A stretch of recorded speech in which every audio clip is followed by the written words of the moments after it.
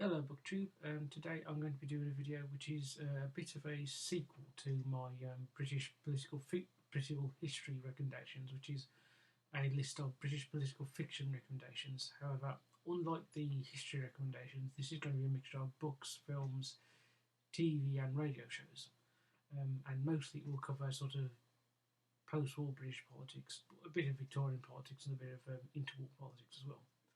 The first recommendation I've got is a book. It's A Very British Coup, published in 1982 by Chris Mullin, and it's a political thriller about a very left-wing Labour government led by a character called Harry Perkins taking power in Britain in the late 1980s. I mean, I think in the book it's set in about 1989, and the book shows his government in power, what they do, and then the attempts by British intelligence and by the British establishment and the Americans to try and remove him from power. It's really well written, really entertaining. It's a thriller. Chris Mullins, who was a long-serving Labour MP. He retired, I think, in 2010. He was a minister in the Blair government. There's a very good set of. He publishes diaries about this time of the new Labour government, and that's very interesting to read. But this is very much a thriller, and Mullins is really good. He's clearly on. At the time when he wrote the book, he was very much on the left of the Labour Party, a Bennite, a supporter of Tony Benn, which was sort of the political wing of the Labour Party that sort of 30 years later would become the people who got Jeremy Corbyn into power as Labour leader in 2015, and where his supporters was he was in power as leader, and it's very much from that point of view. Nevertheless, Mullins clearly understood he was writing a story that was going to entertain people, and so his sort of clear political biases don't actually ruin the book. They increase the enjoyment of it, because being so blatantly on one side, and being the way he portrays the British establishment and the Americans, whether he intends or not to do this, you can read the book and, as I did, be cheering on the coup plotters. Because I'm not a supporter of the Labour Party, and I'm definitely not a fan of the far left of the Labour Party. But the book was written in such a way that you could easily, I was sort of wanting the coup plotters to bring down Harry Perkins' government. The book there's a lot of sort of references to British history in that sort of post-war British history, and the book very much plays onto the conspiracies that were going on at the time about the supposed plots by MI5 to bring down Harold Wilson in the 1950s and 60s, and the frankly sort of the supposed attempts in the late 1968 to overthrow the Wilson government by which Lord Mountbatten was said to be involved of. There's an episode of The Crown where that's sort of shown to be shown to happen. It didn't. What actually happened was that Mountbatten was approached by the chairman of the IPC, which was the press, the newspaper press corporation that owned the Daily Mirror. The chairman, he was a man called Cecil King, who was the nephew of the nephew of the Harmsworths, who owned the Daily Mail, and he sort of got disgruntled with Wilson and decided he wanted to bring down the government. So he sort of plotted with Lord Cromer, because he in 1964, in the 1964 general election, Labour had come to power, and King had wanted an earldom in the seat in the House of Lords, which would mean he outranked his uncles, his cousins, particularly Lord Rothermere, who was only a viscount. Wilson refused to do that, but put him on the board of the government, on the board of governors of the Bank of England, where he got to know Lord Cromer, who was I think he was the governor of the Bank of England at the time, or a senior figure there, and they thought the Harold was going to bankrupt the country, and so King got this idea. He was a megalomaniacal figure, and so he decided he was going to try and overthrow Wilson. On one occasion he went to Sandhurst and tried to get army officers to support a coup, and the army officers at Sandhurst, the student cadets and the officers all laughed at him and thought he was ridiculous. And then he did have this meeting with Mountbatten and with Sir Solly Sugarman, who was it was the chief scientific advisor of the Ministry of Defence. They tried to convince Batten to be involved, and Batten had nothing to do with it. And Solly Sugarman just said, "This is treason, and I'll have nothing to do with it." And so they walked out. And this is the sort of stuff that feeds into A Very British Coup. This sort of going back, and if you know that all that, it makes the book even more interesting because you can see the influences of it in it. But even if you don't know any of that, if you just read it with no understanding of politics of the era, it's a really fun read. Now it's been adapted twice. The first one and the best, which was in these adaptations were both done by Channel 4. The first one, which I regard as the best, was in 1989. It was the same. It was the same name, A Very British Coup, and it starred Ray McNally as Harry Perkins. And it does get the sort of the paranoia and the real thriller element of the book well on screen. And Ray McNally, McAnally, back in the novelties, played Irish actor, very great actor. He played Harry Perkins brilliantly. He's very much the Harry Perkins of the book on the screen. However, there's one criticism I have of the TV series, which is that the ending of the TV series it's a bit too crude. It's different from the book. The ending of the book, I won't spoil it for anybody because you really should go and read the book and then go and watch the 1989 TV series because they're both great. But the ending of the book fits the title. It's because essentially, I won't explain anything more about it, but it just fits perfectly the title. Whereas the ending of the film, the TV show, which is a 3-part series, so it sort of ruins it slightly. It's too blatant, in a way. Not in a way. It is just too blatant in a way of ending it. That's really sort of undermines, in my view, everything that's sort of happened in the series before that. In the other two episodes of the series, but still, it's worth a watch. And then it was adapted again in 2012 and modernised as The Secret State, where the main character, the sort of Harry Perkins character, is called Tom Dawkins and he's played by Gabriel Byrne, another great Irish actor. But they modernised it, and it's not as good. On its own, it's a perfectly good political thriller, but as an adaptation of A Very British Coup, and in comparison to the 1989 version, it just doesn't stand up as well. But again, I would say search it out if you've read the book and you've seen the 1989 version. Take a look at the 2012 version because, whilst in comparison to those two, it's not as good. If you separate it from them, it's a perfectly good series, and it's quite enjoyable. I should say there is actually a sequel to A Very British Coup, which was by Chris Mullin, which was published in 2019, called The Friends of Harry Perkins. Now, I haven't yet gotten around to reading this, so I can't say whether it's any good or not. So if there's anybody who's watching this who's actually read that book, please leave a comment down below and tell me what you think of it and whether I should read it or shouldn't, and what you think and how it compares to A Very British Coup. The next recommendation is actually a book series, which is the Parliamentary novels by Anthony Trollope. These cover the career and family life of sort of private lives of a set of Victorian characters, particularly which are around Plantagenet Palliser, the Duke of Omnium, and his wife Lady Glendora Palliser. And you follow their life. You follow Plantagenet Palliser's career as a Liberal politician, and from a minister, particularly Chancellor of the Exchequer, through to him becoming a Prime Minister.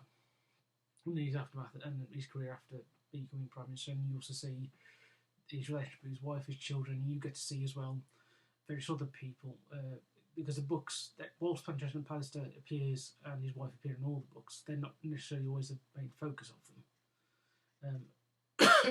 Like, for example, Phineas Finn is an Irish MP, and he is the focus of two of the books, Phineas Finn and Phineas Redux, I believe, is also which are the two novels where he's the main character, and they're really good.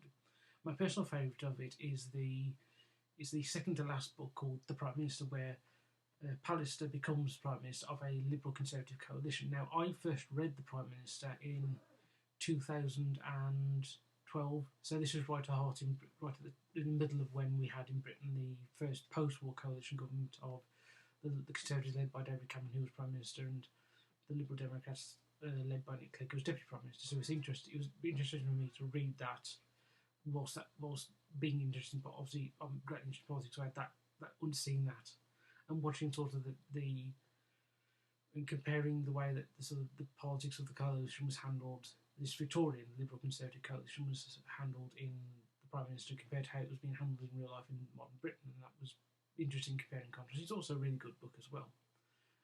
Now, the books were actually adapted as a TV series in Britain in the 1970s called The Pallisters. Interestingly, it was written by Simon Raven, who was a novelist. He wrote this sort of a series called Arms for Oblivion, which was a book series which covers sort of British history from 1945 to 1970. It's similar to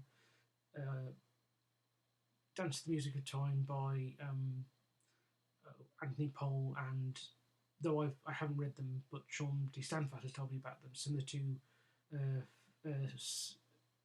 Brothers and Strangers, I think it is. Strangers or Brothers, perhaps, by C.P. Snow. And so and I think the fact that Simon Raven had written those books by the time I think he'd finished them by the time he came to write the Pallisters adaptation in the mid-70s.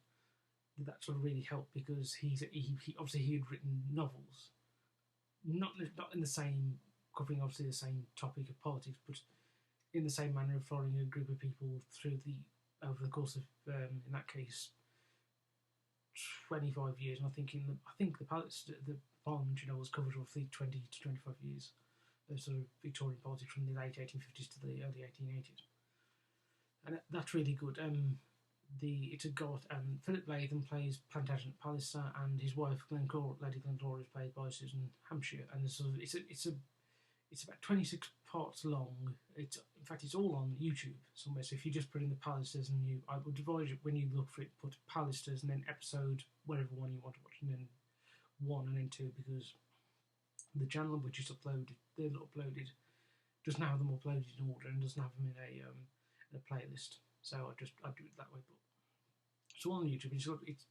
And because it was a big budget period drama made by the BBC in the 70s, it's got almost every actor in the 1970s you can think of who was in British TV at the time. And so you can just watch it, and if you know the British TV of the period, you'll immediately recognise the faces and the actors, the actors, and it really does, I think, get the novels on screen. I think it's a good adaptation myself, and so I would recommend you both read the Parliamentary. I would recommend you read the Parliamentary novels first, and then watch the Pallisters, because the way that the series is written, it's sort of the books.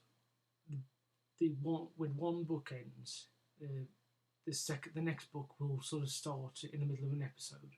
So there'll be sort of a jigsaw together, very well done, but we'll move seamlessly from the end of one story into another. And so it's probably best that you read. Obviously you want to read the books first anyway, but you get a better understanding of the TV series if you have read the books. Now the next recommendation is a trilogy. It's the House of Cards trilogy by Michael Dobbs, which are House of Cards, To Play a King, and The Final Cut, and they follow the rise of a Conservative politician, Francis Urquhart, from the post of Chief Whip of the Conservative Party to Prime Minister. And so you see him in House of Cards, his rise, then him as Prime Minister dealing with a king, a sort of interventionist king, sort of very much inspired by Prince Charles, so now King Charles III, and then and he's sort of dealing with him and eventually dealing with sort of the opposition of the monarch to Urquhart's policies, and then you see Urquhart in the final stage of his career, sort of coming up with his legacy and sort of the end of his career. It's really well done. I mean, Michael Dobbs was an advisor to Margaret Thatcher in the 80s, and he was advisor to John Major as well in the 90s, and so you get very much a political insider's view of British politics, particularly within the Conservative Party. It's really good, really entertaining. Michael Dobbs has written, since writing House of Cards, he's written numerous sort of political thrillers set in Britain, and any of his books are frankly worth a read. But the House of Cards trilogy, I think, is some of his best books. Now, they were adapted into by the BBC in the 1990s, where Francis Urquhart is played brilliantly by Ian Richardson, the late Ian Richardson. Now, Michael Dobbs said that one of the things that inspired him to write the original House of Cards, was Richard III, and the TV series is done in that sense. That's the style of Richard III, where Urquhart is talking directly to the camera, to the audience, explaining what's going on. And Richardson was sort of the perfect fit for that, because he was a Shakespearean actor who played Shakespeare quite a lot on stage, and the last Shakespearean role he played on stage before doing House of Cards was Richard III, so he was sort of perfect fit for it. And it's really good. Ian Richardson is brilliantly entertaining as a character. Very silky and very sinister. And you really do get the sense that he is the Prime Minister, and he is a political force. And so that's worth a read. That used to be on YouTube. I'm not sure if it is anymore. You might have to look for it. I have seen bits and pieces of the American version, but with Kevin Spacey, but it's not as good. I don't think. I don't think the House of Cards story works when you transpose it outside of British politics, particularly in the late 80s, early 1990s, which is very particular of that point in time. In the same way, the very British coup didn't work when you had it modernised to the post-financial crash, 21st century. It's very much Cold War, British politics, 1980s book. My next pick is another Michael Dobbs book. It's called Whispers of Betrayal. It was published in 2000, and it follows an attempt by a group of disgruntled army officers to bring down the incumbent government, which is very much Michael Dobbs is clearly basing the government and the ministers and the Prime Minister on Tony Blair and the sort of new Labour government at the time. And they do this by embarrassing the various ministers and the Prime Minister with doing very sort of non-violent things to try and cause the Prime Minister to resign. It's very well written. It's, again, as with Michael Dobbs, it's a really well written, entertaining, fast-paced story. There's a lot of humour in it. There's a lot of sort of bits. I remember there was one bit about where they one of the things is the way they embarrass the Prime Minister is they blow up. It's around the time when they blow up Battersea Power Station. No, the only person who dies in that is one of the army plotters. One of the sort of plotters trying to bring down the Prime Minister. But they send something through to a newspaper editor, and it's a very funny description of the newspaper editor dancing a jig when he gets dancing with joy when he gets this piece of information, which is political dynamite, and going to be great front page news for him. It's very funny. And so the description of him, his screensaver for his computer being a naked woman who opens her legs, and legs are opening, thrusting, sort of giving this idea of sort of Fleet Street tabloid hack. It really does work. It's really very, very funny description. There's an audiobook version which I can't find. I'd love to find it again, which was read by Michael Kitchen, and he's brilliant as the narrator of that audiobook. I should say I've read both books and listened to the audiobook, but I really like the audiobook because Michael Kitchen is a great, really great. And he really was able to get sort of the humour and the absurdity of parts of the book, which are sort of brilliant. So I'd recommend that. The next book is Fame is the Spur, by Howard Spring, written in 1940. Now this covers the rise of a group of, well, particularly one. It has one main character and two sort of secondary characters who are his friends, and the main character is Hammer Shawcross. It shows his rise from the late Victorian era through to the sort of 1930s of his career as a trade unionist into the Labour Party, and then eventually he becomes a member of the House of Lords. And you see him go from being a radical through to being a more conservative-minded man. And the character was clearly inspired by Ramsay MacDonald, who, if you've watched my other videos, my political recommendation video, you'll know that he was regarded, because of his actions in the early 30s, as a traitor to the Labour Party. And whilst the way that Hammer Shawcross is portrayed in the book is clearly as disapproval of his change from being the young radical to the sort of old, more conservative figure, it's nuanced. It's very much a nuanced portrayal, and it's a nuanced portrayal of the non-Labour, sort of socialist people portrayed as very human, very.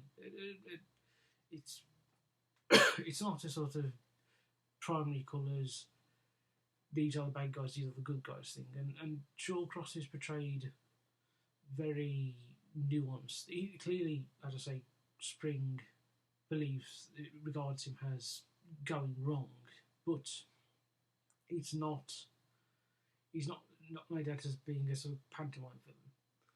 Now, it's been adapted 3 times. I'm going to say only one of these I've seen, which is the 1947 film where the main character is portrayed by Michael Redgrave.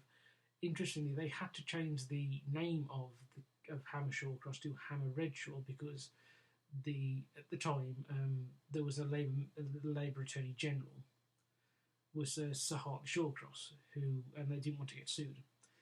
There's an irony of that in the sense that the portrayal of a left-wing figure going to the right very much sort of mirrored what was sort of foreshadowing to what would actually happen to Hartley Shawcross's career, because he started on very much a man of the left in the Labour Party as a sort of left-wing Labour MP, or centrist Labour MP, and he eventually ended up out of the Labour Party in the SDP in the 1980s, and then his career was similar to what happened to Hammer Shawcross in the book. Now, the second adaptation, which I haven't seen but I've been told is a lot more faithful to the original book, is the 1982 BBC TV adaptation, which starred Tim Pickett-Smith as Hammer Shawcross. And then there was also a BBC radio version, which I only just learnt of a few days ago after talking to Sean D. Stanfast, because he's listened to this, which Sean says is very good, and I've looked it up, and Hammer Shawcross is there portrayed by Ian McKellen. So I'm gonna have to search out the BBC, both those BBC TV and radio adaptations, to see what they're like. And also at some point I'm gonna have to reread the original book. I remember enjoying it, and I sort of enjoyed it particularly because I knew the history of the Labour Party at that point, and it's really good. Also, if you don't know the history of the period at the time, you can learn a lot from it, because Howard Spring clearly was intentionally writing it to say this is sort of a fictionalisation of the era, and particularly Ramsay MacDonald, even though there's some differences with Hammer Shawcross and Reginald, obviously.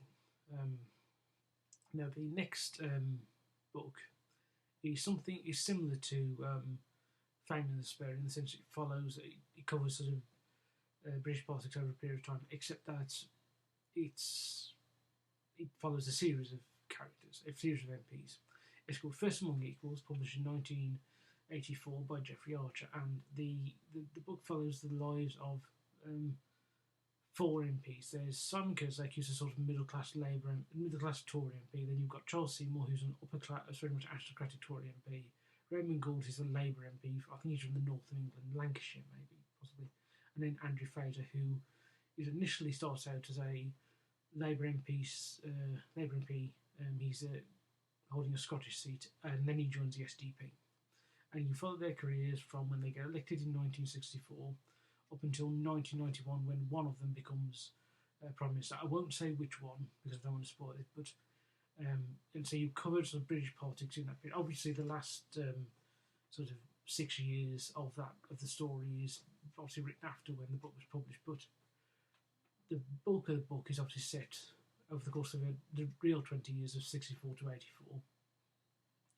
And in the book, the Prime Minister, the real Prime Minister, so when they get elected, the Labour Prime Minister, the Labour government is elected with Harold Wilson as Prime Minister. The outgoing Tory Prime Minister is Alec Douglas-Home, then Heath Wilson, and then Callaghan in the late 70s, and then Thatcher. And it's really good, and you get a good look at sort of British politics in that period, and the sort of differences within both the political parties, as well as the differences between the political parties.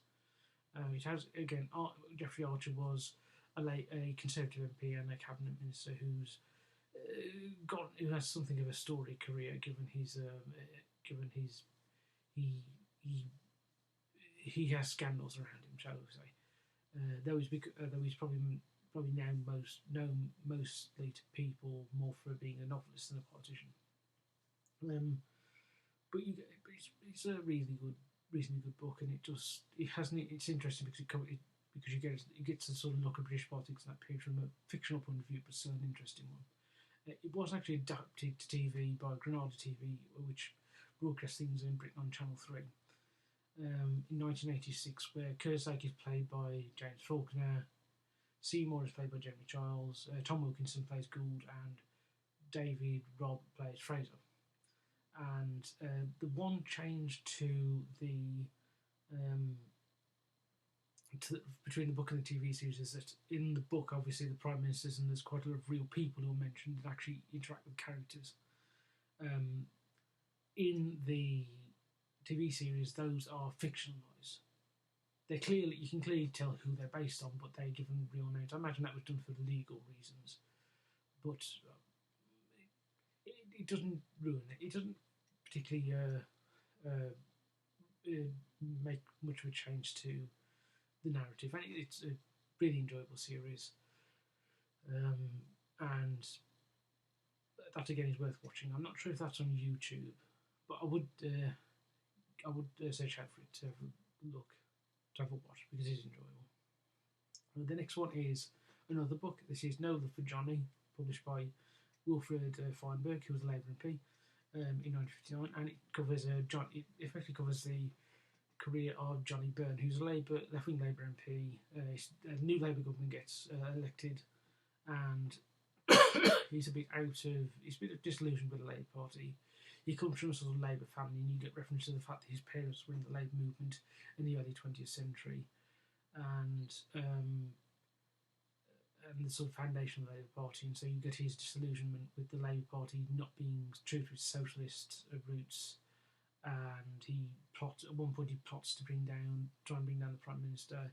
He's got personal problems with his wife, and and as well he has an affair during getting it's a good sort of look at the Labour Party in a period of time that most people don't think about in terms of British politics, of the sort of late 50s, early 60s, when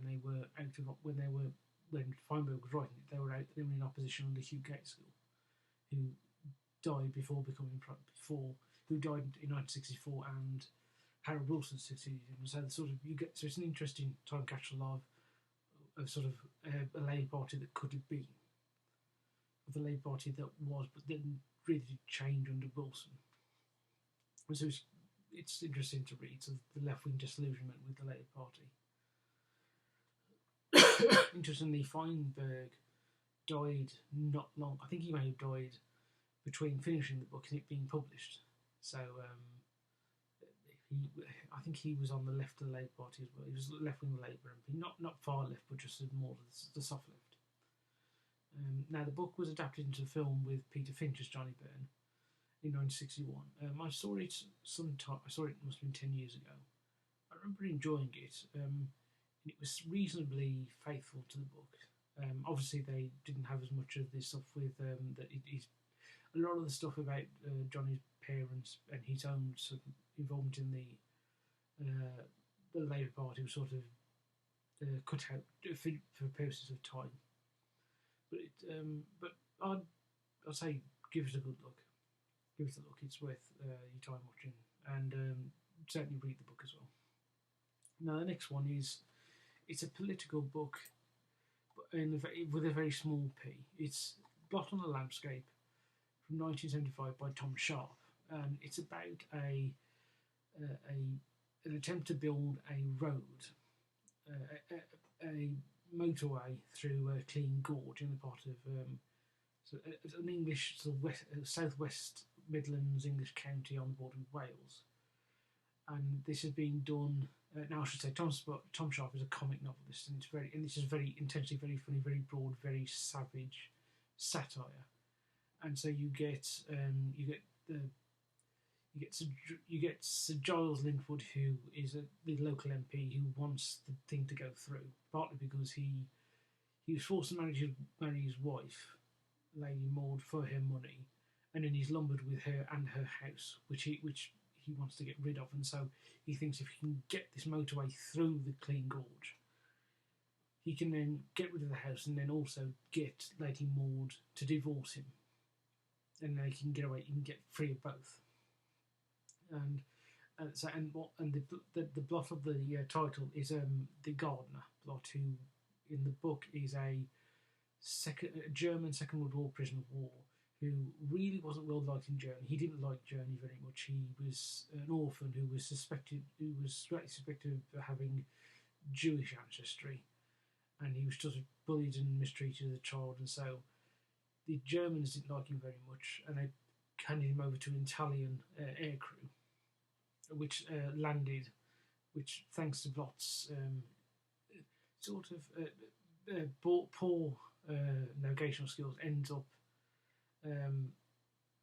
crash landing in Britain, and then he becomes a prisoner of war. And in Warfordshire, around the Lynchwood estate, the handyman is what Lady Maud's family are, and the house is called Hangman Hall, and he ends up working there as a Italian prisoner of war because obviously he's in the Italian when the plane crashes, or he's in the tattered Italian uniform, and then he covers up his German accent by saying he's from South Tyrol, and so he spends his time during the rest of the war working on the estate, and he comes to really love England and the English, and so becomes deeply patriotic and deeply sort of defensive of the estate. And so he combined with Lady Maud to sort of stop Sir Giles from building the motorway through Clean Gorge and through Hangman Hall. And it's very funny. You get to see it. I call it a political book because it's a book that sort of you get to see Lynchwood conspiring with the sort of trying to gull the minister in charge of this, intersporting it, the civil servants, and also the sort of interaction between the local government and businesses, and also the fact that at one point there's a sort of big protest against this, and so there's a judge sent to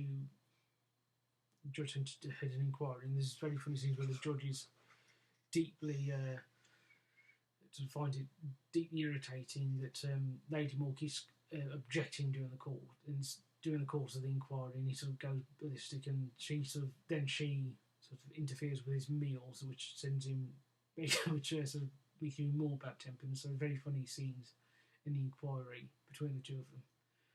It was the book was adapted in 1985 by the BBC, and it has David Suchet as Blot, George Cole as Sir Giles Lynchwood, and Lady Maud being played by Geraldine James, and that's really enjoyable.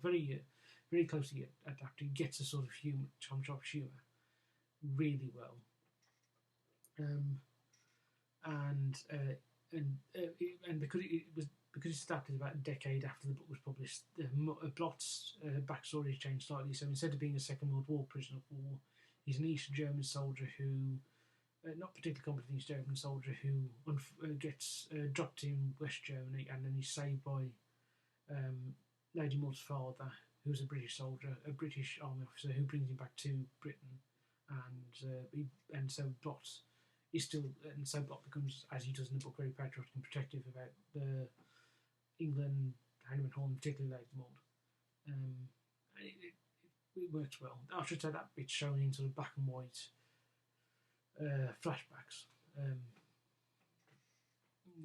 So I would really recommend reading the book. In fact, I'd recommend reading quite a lot of Tom Sharpe's books, particularly those published in the 1970s and 80s, and also watch the TV series.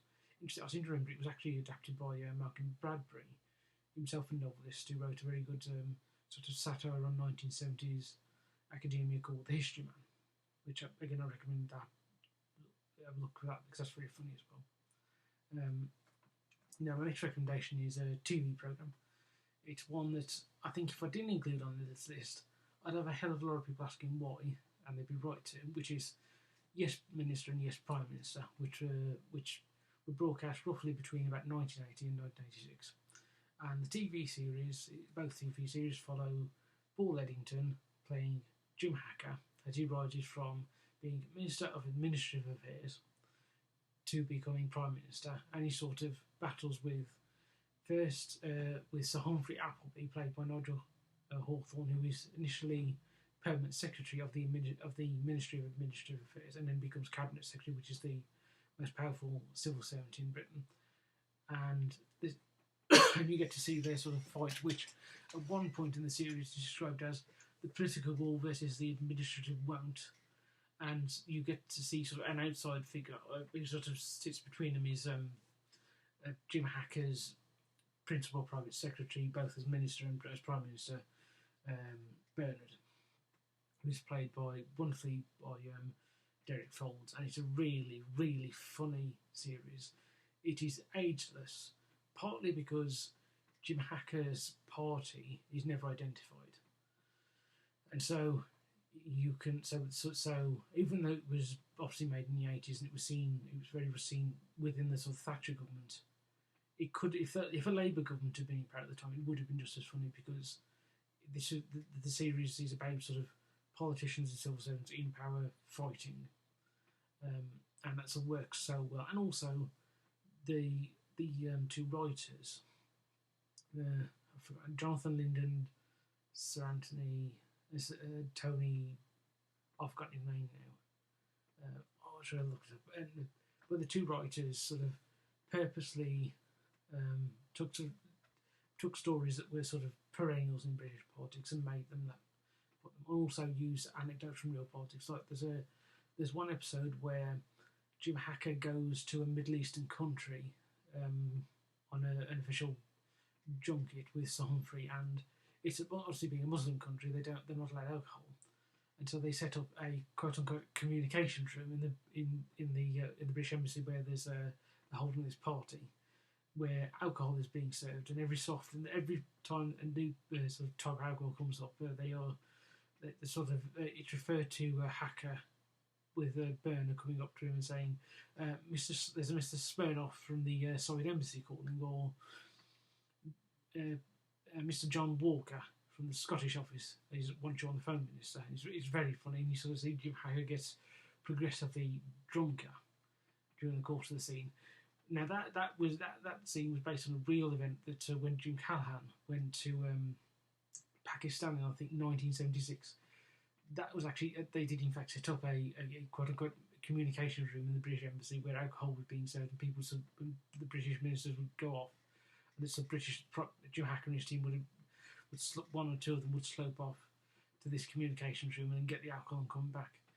One of the advisors, the two main advisors, I believe, on the series, who would give them these sort of tidbits and anecdotes, were Bernard Donahue, who was Jim Callaghan's advisor, and lady, I've forgotten the name now. She was Marcia Williams, who was Harold Wilson's close advisor. They were always around Marcia Williams, Harold Wilson's suggestions they may have had an affair because she had quite a significant sort of hold over him. Actually, I wasn't going to recommend this, but I will now. There's a TV series. It's on YouTube. it's a TV play on YouTube called The Lavender List, and it's about Harold Wilson's resignation honours list, and there's a scandal about it because of who was on there. Because Wilson was the Labour Prime Minister, but there were quite a lot of people who weren't Labour people, like Sir James Goldsmith, who was a very right-wing financier who got I think he got his knighthood, and then there were other people on there who, one of them was I've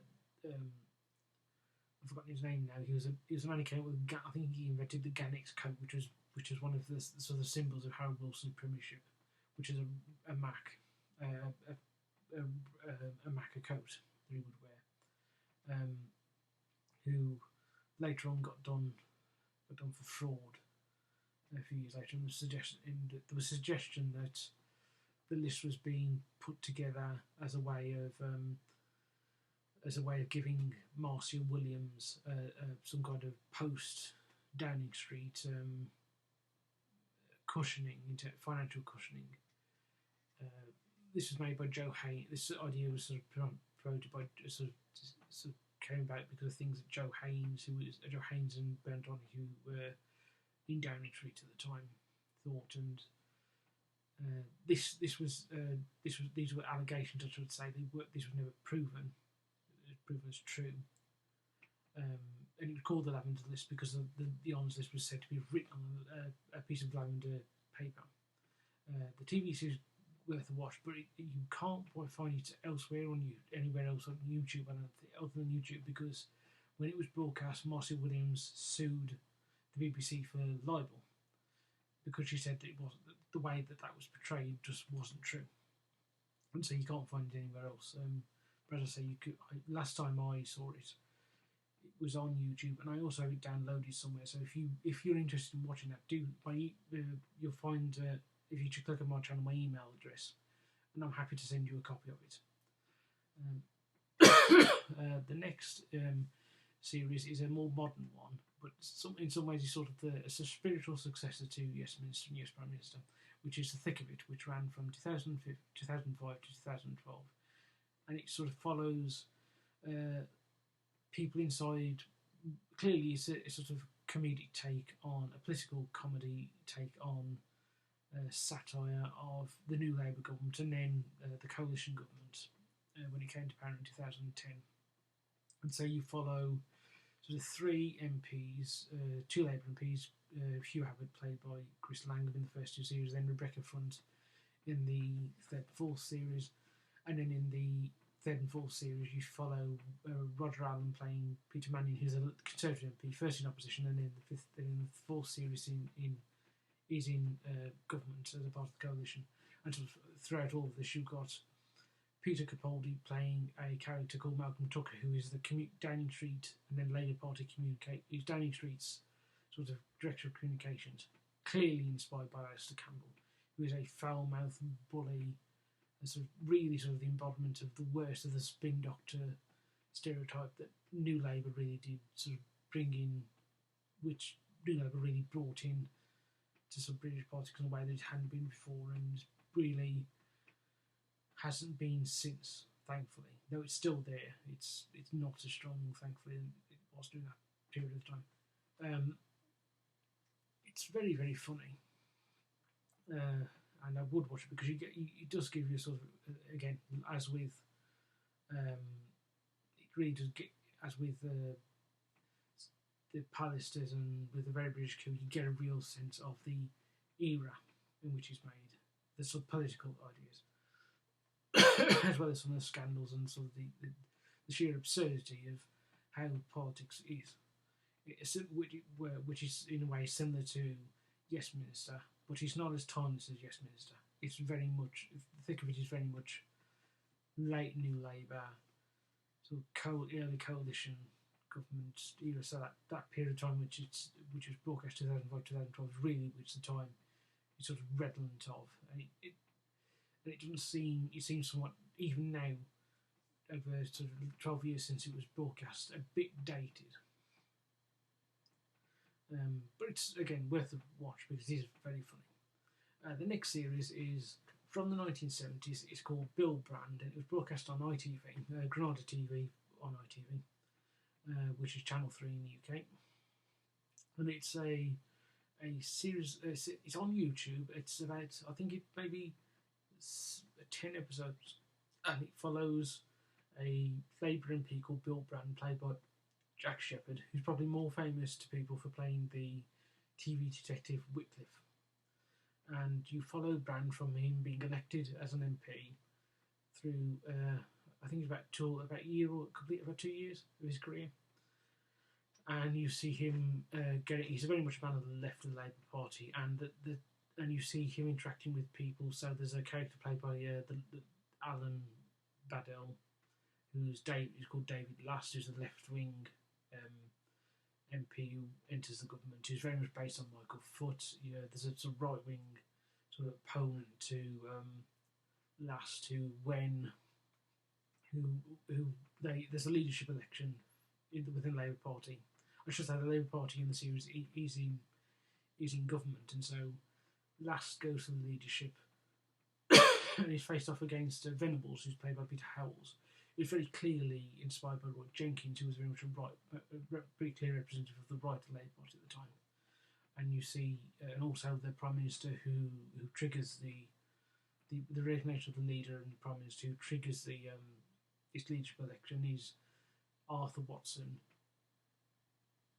played by Arthur Lowe, probably very much more famous for playing Captain Mannering in Dad's Army, who was clearly based on Harold Wilson, who was the Prime Minister at the time. And interestingly, I think 2 months after the series broadcast, Harold Wilson actually did resign. So it shadowed, it almost foreshadowed what was going to happen in politics at the time, though, and actually to a degree sort of predicted it, because of course because Michael Foot did in fact stand in the 1976 Labour Party leadership election, and he lost to a right-wing Labour a figure from Labour right who was called Jim Callaghan, who was a lot more sort of moderate. It was not Roy Jenkins didn't stand in that, because he was at the time, I think he'd gone off and become president of the European Commission. And the series was written by Terry Griffiths, who was a very long, very well established, still very much alive, playwright and writer of TV plays, very much a man of the left. And you can tell that it's very much this is written with the slant of being something where the sympathies clearly lie with the left of the Labour Party. However, the series as a whole, that in some ways frees it up from some of the more from being boring, because he shows the differences between people in the left of the Labour Party, the sort of relationship they have with people on the right of the Labour Party, with the trade unions, with elements of the press. There aren't many non-Labour people represented in the series. However, there is in fact one Tory MP who shares an office with Bill Brand, who is portrayed. He's not portrayed as evil or villainous. He's portrayed as obviously not being part of Labour, but being personally sympathetic to Bill Brand as a fellow MP, which is interesting, given that Griffiths was very much a man of the left, which is good. In some ways, the Tory MP is portrayed more sort of sympathetically than quite a lot than people on the Labour right are, because there are two sort of clearly sort of right Labour right ministers who are on the Labour right in the party, who are played by Nigel Hawthorne and also Geoffrey Palmer, who are played as sort of as not very sympathetic and clearly sort of condescending and a bit slimy. One thing I will say is that Griffiths, when he portrays Venables, who is the Jenkins analogy, he does.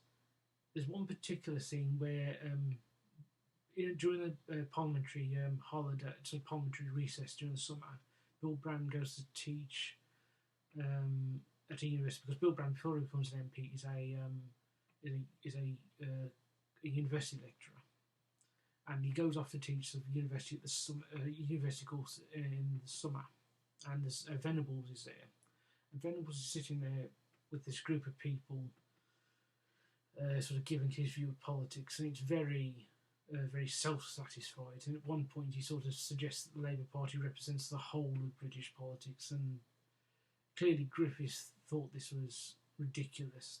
It's very clear that Griffiths thought it was ridiculous, and the way that the actor portrays it, it seems very sort of conceited and condescending.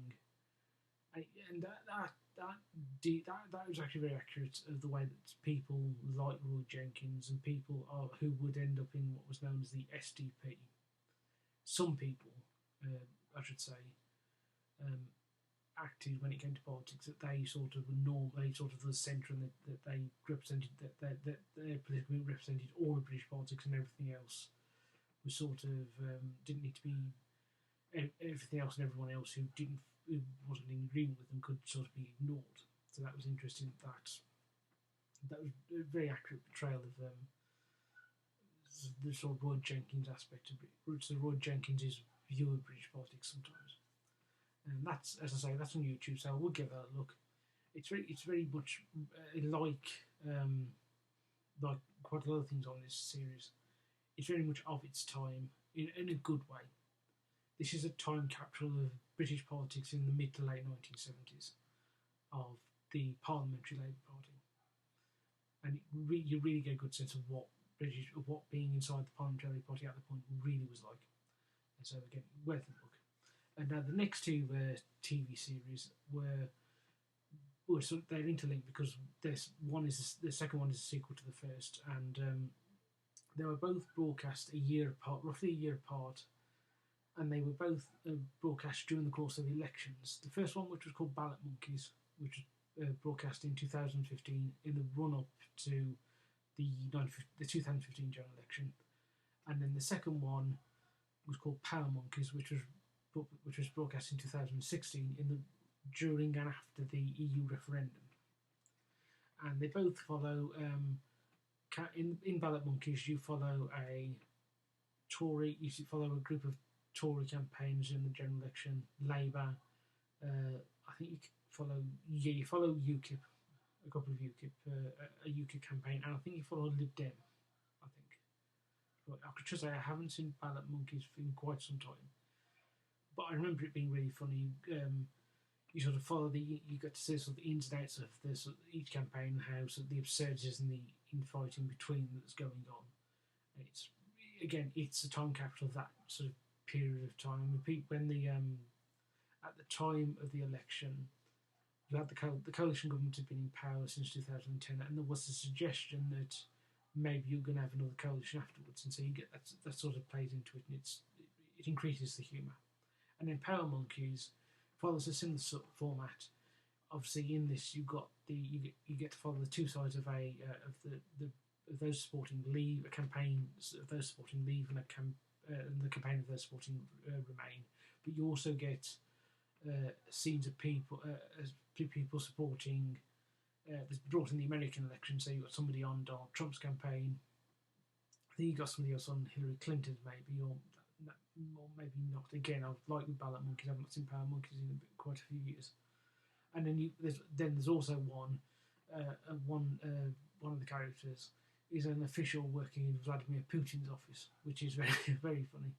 And so you get to see you follow them through, and you get to see the infighting and the absurdities of all sides. And it's again both are well worth a watch, because they very much encapsulise that sort of era, that particular sort of mayhem and absurdity of both the 2015 general election and the EU referendum, and sort of and also the international side of politics of the year.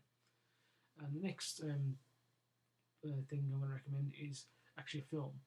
It's called Scandal from 1989, and it follows. It's a fictionalisation of it's a fictional retelling of the Profumo affair in 1963, which was a sex scandal.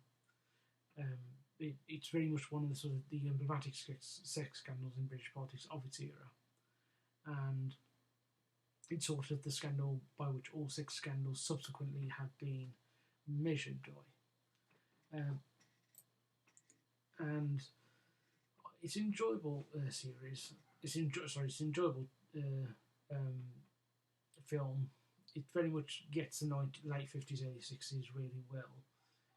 however, I would say that as somebody who studied the Profumo affair quite a bit, it does play into the sort of the stereotypical popular version of the Profumo affair, which promotes certain myths, like the idea that Christine Keeler, who in the film is played by Joan Whalley, had an affair with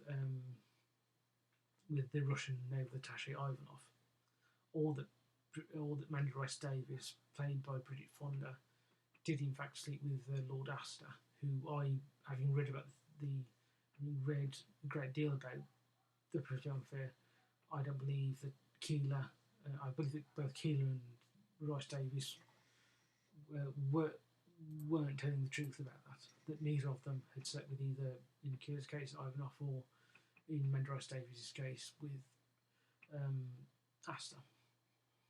And John Profumo is played by Ian McKellen, and Stephen Ward is portrayed by John Hurt. And another myth that's portrayed in the film is the idea that there was a sort of cover-up, which again there wasn't. But still, but for all of those popular myths, it's still a really enjoyable film. It's got really good sort of music of the era, which plays in there, and it does get the sort of the press furore over it, and the fact that Stephen Ward was very much somebody who moved in, had a broad social circle, and his sort of connections with all sorts of people is portrayed really well in the film. So that I would again recommend you take a look, because it gives you a good, if you want to know about the Profumo affair, it gives you a good solid understanding of the basics. But remember, it does have certain myths in there, so I would advise you to go and read more broadly about it, particularly an English affair by Richard Davenport Hines, which was published in 2013. It was one of my recommendations on my political history book, recommendations. Now, the next thing I want to recommend is Coalition from 2016. It was a feature-length TV show, a programme broadcast on Channel 4 in the run-up to the 2015 general election, which was about the formation of the Liberal Democrats, the Conservative Liberal Democrat coalition in 2010. And again, as I said with in Ballot Monkeys, there was a suggestion that the 2015 general election might produce another coalition, another hung parliament, which could produce a coalition. And so this sort of was was interesting. That was when it was broadcast. That was sort of the sort of political thinking behind it. And it does cover you get to see the formation of the 2010 coalition from the point of view of the incumbent Labour government, Labour Prime Minister Gordon Brown, who lost the 2010 general election, and then the Conservative leader David Cameron, and the Lib Dem leader Nick Clegg. And it's really good. I've got to say, I'm not sympathetic to any of those three men, but I think it does have portray them reasonably sympathetically in each one, and what they were each dealing with in terms of their own parties and what they were trying to give to the other party. Now, the next two films I've chosen to recommend are both from the late 1980s, and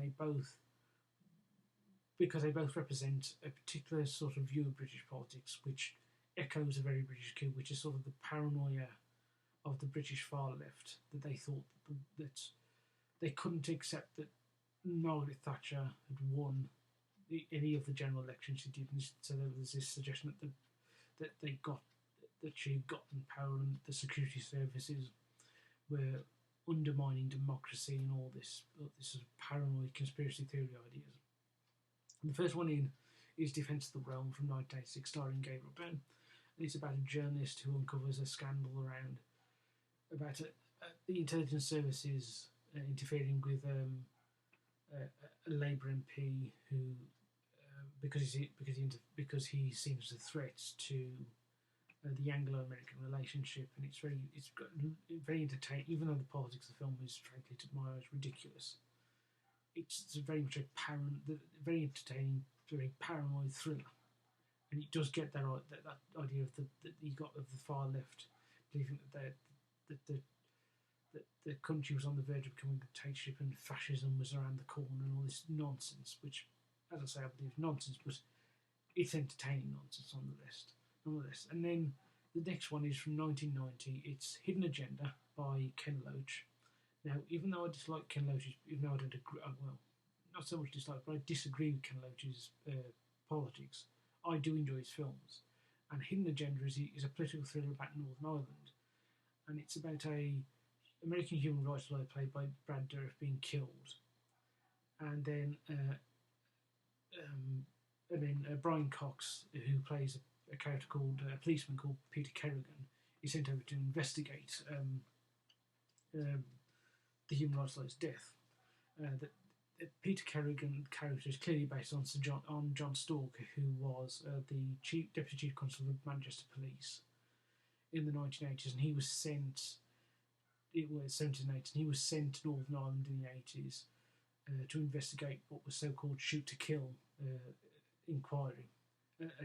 What's called the shoot to kill inquiry, because of a suggestion that British security forces were killing IRA suspects on sight.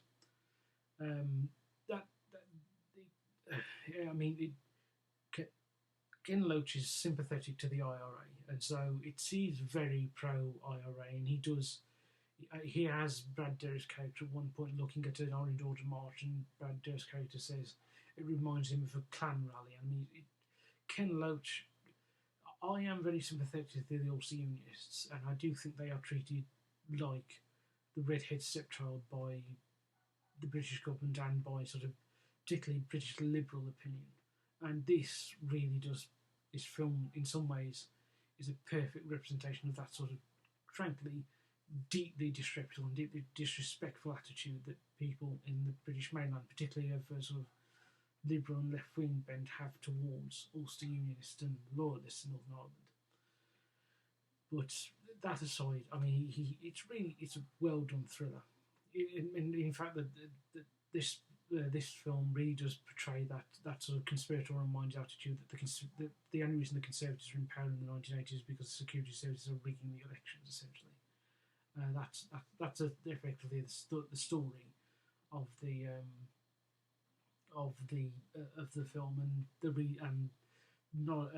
and knowledge of this is what gets a lawyer killed. And so it's again, as much as I might disagree with the politics of it and find sort of the portrayal of unionists in those remarks like that as unpleasant, overall it is a really good film. It really does get that sort of view of the world, very well done. It's very honestly portrayed in the film by Loach. Now the next two things I'm going to recommend are BBC radio programmes, radio series. The first is The Corrupted, which was written by G.F. Newman, adapted from his novel, published I think in about 2007, called Crime and Punishment. And it's as much a crime series as a crime saga, a crime family saga, as it is a political novel, because it is a political series, because it covers sort of the British underworld from the 1960s up until the 1980s, or I think into the early 1990s. following a sort of criminal called Joseph Olinska, later changed his surname to Oldman, played by Toby Jones, his sort of East End gangster. And you see you see him and his son and his associate sort of activities, both in the criminal world. In the case of Oldman, he's sort of rise up the social scale in sort of legitimate business, and he becomes involved in British politics, particularly in the late 70s and 1980s with Margaret Thatcher. And you get the series give you a sort of good overview of sort of British politics and British culture in that pretty much 1960 to 1990. It's really good. I mean, G.F. Newman I like, even though he is a bit odd sometimes, but this is really good. And I would really would recommend people search it out. It went on from 2013 to 2021. You might be able to find it on sort of the BBC. It's not iPlayer, but the BBC's radio thingy, where they've got an archive of stuff. really worth a look if you can find it. And then the last recommendation I've got is number 10, written by Jonathan Morrison, and that went on from 2007 and to 2020. Sorry, from 2007 to 2012, and it sort of mirrors British politics. It's very much inspired by politics of the day. So the first I think the first 2 to 3 series are about following a Labour Prime Minister called Adam Armstrong, played by Anthony Sher, clearly inspired by the Gordon Brown government. I mean, Jonathan Morrison he's a Labour supporter. I think he was actually on London, one of the London Borough Council, one of the London boroughs. So he's involved in Labour politics.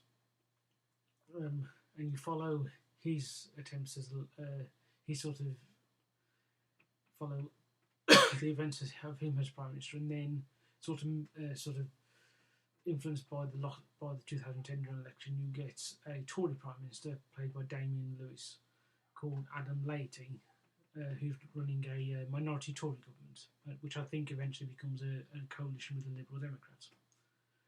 And so it's very much a sort of inside number 10 view of British politics. Jonathan Morrison has in the past said he believed there needed to be a sort of British West Wing. I disagree with that. That wouldn't work. British politics doesn't. That wouldn't work with the British view of politics. But you can see in number 10, it's very much